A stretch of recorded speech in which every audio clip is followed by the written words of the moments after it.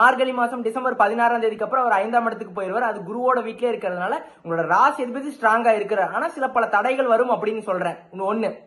இன்னொரு முக்கியமான விஷயம் உங்களுக்கு பொருளாதாரம் எடுத்துக்கிட்டா புதன் சூரியன் புதனோட கூட்டணி இருக்குது 4ஆம் இடத்துல, குருவோட பார்வை இருக்கிறதுனால பொருளாதாரம் ஓகே, பெருசா எந்த ஒரு சேஞ்சஸ் இல்ல, பொருளாதாரம் ஓகே அப்படின்னு சொல்லலாம். அடுத்து வேலை தொழில் இதெல்லாம் எப்படி இருக்குன்னு பாத்துட்டோம்னா உங்களுக்கு 6ஆம் இடத்துல சுக்கிர பகவான் இருக்கிற, அப்படி 10ஆம் இடத்துல குரு பகவான் வக்ரம் அடைஞ்சிருக்கிறாரு. உங்களுக்கு 12ஆம் இடத்துல செவ்வாய் பகவான் நீசம் அடைஞ்சு வக்ரம் அடைஞ்சிருக்கிறாரு.